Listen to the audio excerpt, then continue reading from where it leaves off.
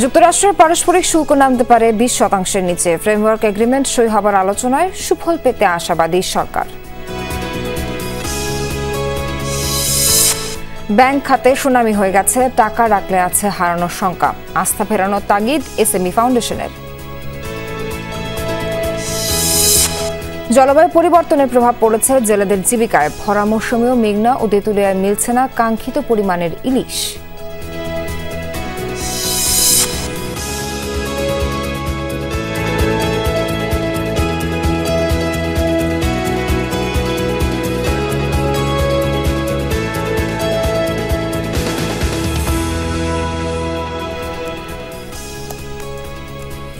দর্শক, এতক্ষণ শিরোনাম দেখছিলেন। পুরো খবর জানাতে সঙ্গে আছি নাবিলা সোহার।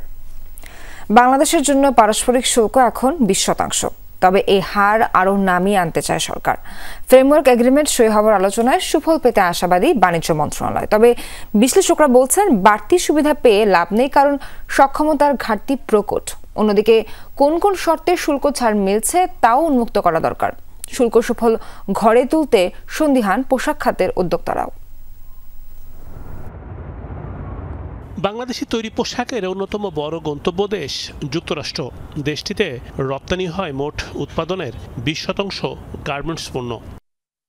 পারস্পরিক শুল্ক ইস্যুতে সুবিধাজনক অবস্থানে এখন বাংলাদেশ। রপ্তানির ক্ষেত্রে এখন দিতে হচ্ছে বাড়তি 20% শুল্ক, যা অন্যান্য প্রতিযোগী দেশের সমান। ভারত ও চীনের তুলনায় কম। তবে 20% চেয়েও শুল্ক কমিয়ে আনার সম্ভাবনা দেখছে বাংলাদেশ। বাণিজ্য মন্ত্রণালয় মনে করছে চুক্তি সংক্রান্ত আলোচনায় এই হার আরও কমিয়ে আনা সম্ভব। প্রশ্ন হচ্ছে এই সুবিধা কতটা কাজে লাগানো সম্ভব। ট্যারিফ কমিয়ে ইনক্রিমেন্টালি কিছু বাড়তি সুবিধার সম্ভাবনা তুলনামূলকভাবে কম। তার কারণ হচ্ছে যে শুল্ক কাঠামোতে রয়েছে তাতে বাংলাদেশ যে ধরনের সুবিধাজনক জায়গায় রয়েছে তার সাপ্লাই দেওয়ার প্রোডাকশন ক্যাপাসিটি পুরোপুরি বাংলাদেশের আছে কিনা সেটি নিয়ে আসলে ভাবার আছে। যে অভ্যন্তরীণ ক্যাপাসিটিটা আছে, পার্টিকুলারলি যে এক্সপোর্ট ওরিয়েন্টেড ইন্ডাস্ট্রিগুলো আছে, তারা যাতে তাদের ফুল ক্যাপাসিটিটা কাজে লাগাতে পারে। অনেক সময় দেখা যাচ্ছে যে তারা জ্বালানি সংকট বা বিভিন্ন কারণে ফুল ক্যাপাসিটি তারা করতে পারে না। তো পারস্পরিক শুল্ক সংক্রান্ত চুক্তির শর্ত নিয়েও আছে প্রশ্ন। বাণিজ্য ঘাটতি কমিয়ে আনার কৌশলও কি মসৃণ হবে? আমরা এখনো মনে করি চুক্তিটি উন্মুক্ত করা দরকার এবং জনগণকে জানানো দরকার যে সরকার 20% শুল্ক কিসের বিনিময়ে রাজি হয়েছে।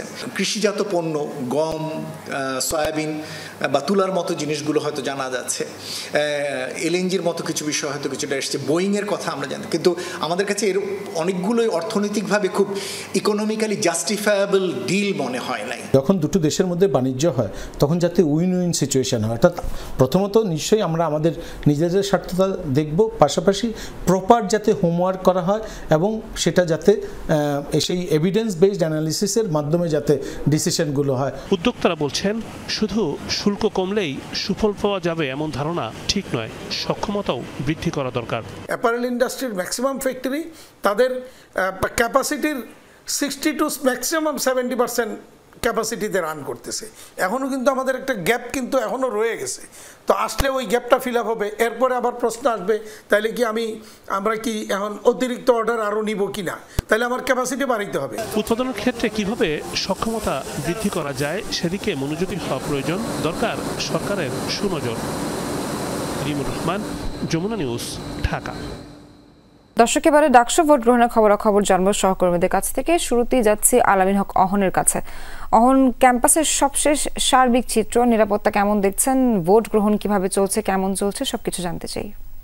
ভোট গ্রহণ সকাল থেকে এখন পর্যন্ত যেভাবে হচ্ছে 4টার মধ্যে আশা করা যাচ্ছে সব শিক্ষার্থী তাদের ভোটাধিকার প্রয়োগ করতে পারবেন এবং তার আগেও শেষ হয়ে যেতে পারে। আর ক্যাম্পাসের নিরাপত্তা ব্যাপক, সকাল থেকেও আমরা দেখেছি, সেটি তো গতকাল রাত থেকেই শুরু হয়েছে, সেই নিরাপত্তা এখনও রয়েছে। আমি যদি সেই দৃশ্য একটু দেখাতে চাই আপনাদেরকে, দর্শকদের, এবং আপনি জেনে থাকবেন শুধু পুলিশ সদস্য নয়, আমরা দেখেছি যে বিজিবির সদস্যরাও এই গেটগুলোতে আছেন। বিশেষ করে 8টি প্রবেশ পথ গতকাল রাত 8টায় সিলগালা করে দেওয়ার পরে শুধুমাত্র বৈধ কার্ডধারীরাই ঢুকতে পারছেন এবং বের হতে পারছেন। আপনি জেনে থাকবেন আজও সকালেই সেটি শুরু হয় এবং আমি পলাশী গেটে আছি।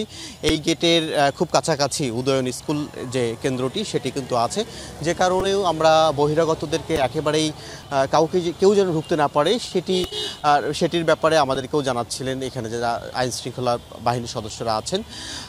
এবং 40,000 ভোটার তাদের ভোটাধিকার প্রয়োগ করবেন এবং তারপরে এই ওএমআর শিটটি কিন্তু মেশিনে গণনা করা হবে।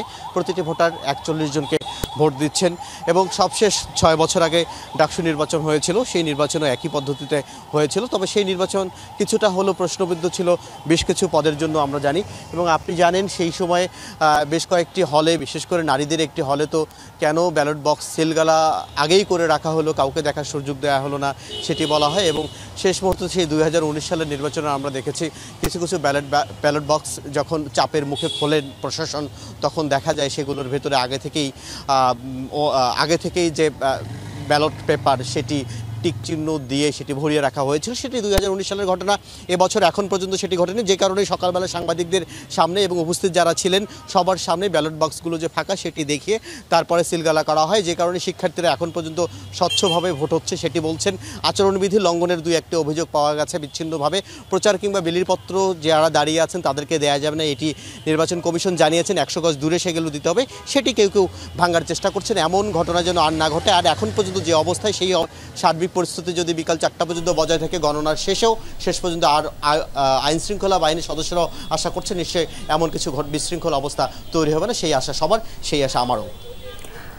অহন, আপনাকে অনেক ধন্যবাদ। দর্শক, সিনেট ভবন ভোট কেন্দ্রে আছেন আমাদের আরেক সহকর্মী সুমাইয়া ঐশী। একটু ঐশীর সঙ্গে কথা বলতে চাই। ঐশী, রিটার্নিং কর্মকর্তা কি বললেন একটু জানাবেন। একই সঙ্গে যারা সেই কেন্দ্রে ভোটার আছেন তারা কি 4টার মধ্যে ভোট দিয়ে শেষ করতে পারবেন কিনা, কি মনে হচ্ছে জানাবেন।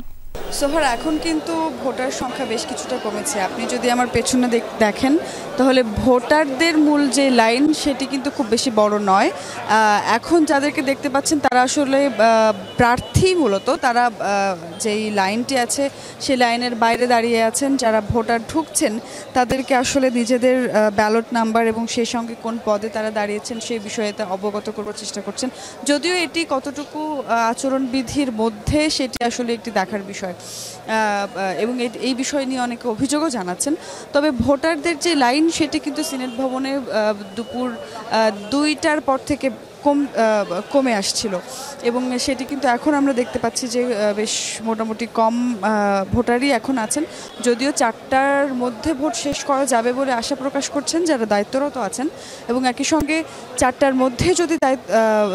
মধ্যে আসলে যারা ভোট কেন্দ্রে থাকবেন, অর্থাৎ লাইনে থাকবেন, প্রত্যেকের ভোট দেওয়ার সমানভাবে সুযোগ পাবেন, সেই বিষয়টিও নিশ্চিত করা হয়েছে। তবে আশা করা যাচ্ছে সিনেট ভবনে অন্তত যে ভোটারদের এখন যে উপস্থিতি দেখছি তাতে মনে হচ্ছে, আশা করা যায় 4টার মধ্যে ভোট শেষ হবে। এবং আমরা এর আগে রিটার্নিং কর্মকর্তার সঙ্গে কথা বলেছিলাম, তিনি জানিয়েছিলেন যে 4টার মধ্যে যদি ভোট নেওয়া শেষ হয় মোটামুটি সমস্ত যেই ওএমআর শিটগুলো সংগ্রহ এবং একই সঙ্গে ব্যালটগুলো সংগ্রহ এবং একই সঙ্গে যেই প্রক্রিয়াটি রয়েছে, যে মেশিনের মাধ্যমে, যন্ত্রের মাধ্যমে আসলে সেটি কাউন্ট হবে, সেই সমস্ত প্রক্রিয়া প্রস্তুত করতে 5টা মতো বাঁচবে এবং এরপর 5টা থেকে আসলে মূল যে ভোট গণনা সেটি শুরু হবে। ভোট গণনার সম্পূর্ণ প্রক্রিয়াটি আসলে এই কেন্দ্রের বাইরে একটি এলইডি স্ক্রিন লাগিয়ে দেওয়া হবে, সেখান থেকে আমরা সরাসরি দেখতে পাবো ভোট গণনা। এই কেন্দ্রে, অন্যান্য কেন্দ্রে যেমন আমরা শুনতে পাচ্ছিলাম তখন থেকে ছোটোখাটো অভিযোগ ছিল, উত্তেজনা ছিল, সিনেট ভবনে কিন্তু সেভাবে কোনো উত্তেজনা ছিল না। যদিও 3টি হল এখানে আছে এবং একই সঙ্গে যে 3টি হল আছে সেই 3টি হলের 4000-এরও বেশি ভোটার আসলে এই কেন্দ্রে ভোট দেবেন। এখন পর্যন্ত প্রায় 80%-এরও বেশি ভোট কাস্ট শেষ হয়েছে, কিছুক্ষণ আগে আমরা জানতে পারলাম। আশা করা যাচ্ছে 85% বা 86% ভোট এখান থেকে কাউন্ট হয়ে যাবে। ঐশী, আপনাকে অনেক ধন্যবাদ। ব্যাংক খাতে এক প্রকার সুনামি হয়ে গেছে। ব্যাংকে টাকা রাখলে আছে হারানোর শঙ্কা। আস্থা ফেরানোর তাগিদ দিয়েছেন এসএমই ফাউন্ডেশন ব্যবস্থাপনা পরিচালক আনোয়ার হোসেন চৌধুরী। বলেন, ইসলামী ব্যাংকগুলো সুদ নাকি মুনাফা দিচ্ছে তা নিয়েও আছে বিভ্রান্তি। সকালে রাজধানীর একটি 5 তারকা হোটেলে এসএমই উদ্যোক্তাদের জন্য ডেবিট কার্ড উদ্বোধনী অনুষ্ঠানে তিনি এমন কথা বলেন। জানান, অর্থনীতির অন্যতম চালিকা শক্তি এসএমই খাত। এই খাতের অর্থায়ন নিশ্চিত করা দরকার। অনুষ্ঠানে ইসলামী ব্যাংকের এমডি বলেন, দীর্ঘ একটা সময় ব্যাংকটির স্বাভাবিক কাজে ছন্দপতন হয়, তবে এখন আবারও ঘুরে দাঁড়াচ্ছে সবকিছু। বলা হয় টাকা ছাপাতে বড় অঙ্কের অর্থ দরকার, তাই ক্যাশলেস সোসাইটি করতে কাজ করছে বাংলাদেশ ব্যাংক। শেষে ইসলামী ব্যাংক ও মাস্টার কার্ডের যৌথ উদ্যোগে এসএমই ডেবিট কার্ড উন্মুক্ত করা হয়। এই কার্ডের মাধ্যমে গ্রাহক পাবে বিশেষ লেনদেন সুবিধা।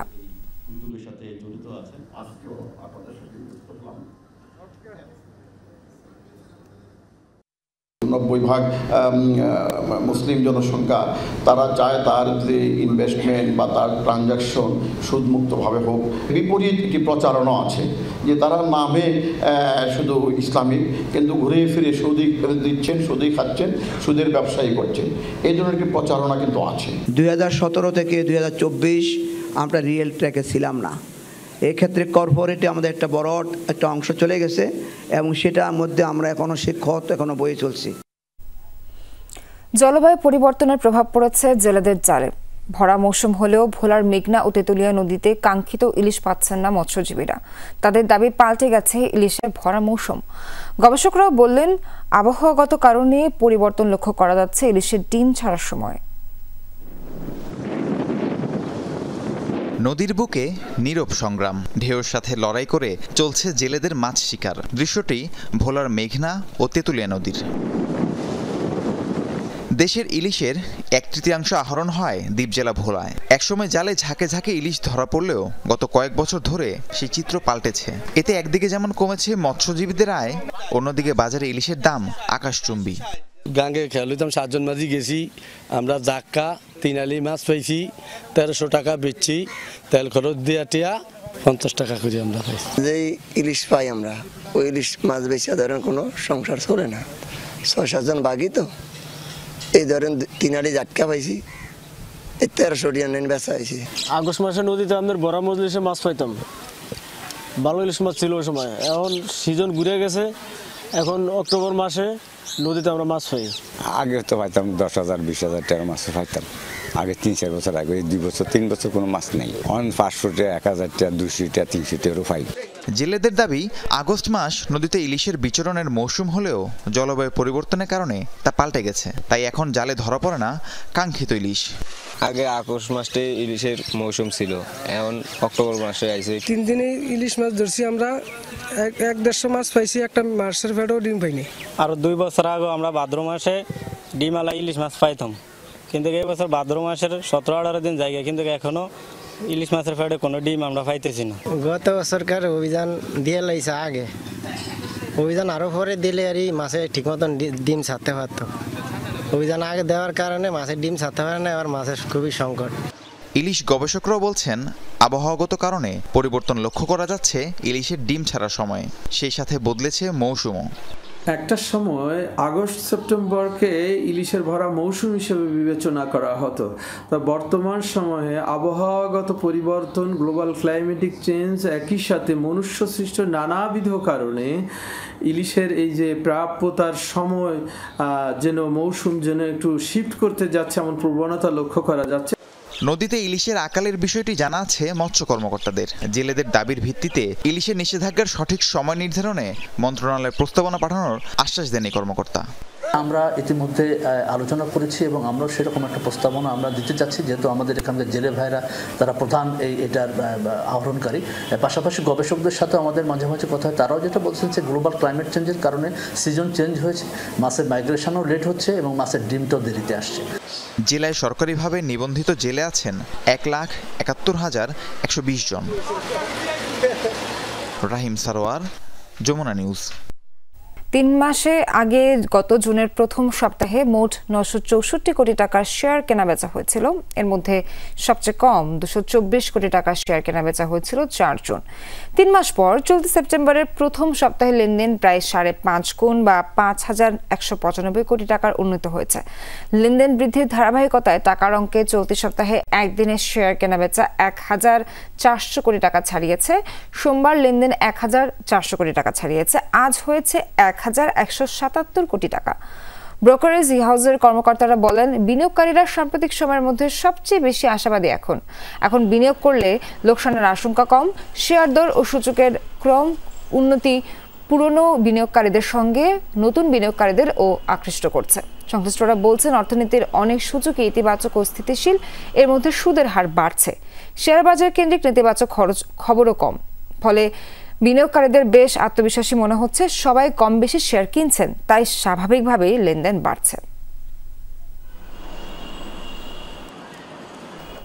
দর্শক, শেষ করছি বিজনেস রুটের এখনকার আয়োজন। সঙ্গে থাকার জন্য ধন্যবাদ সবাইকে।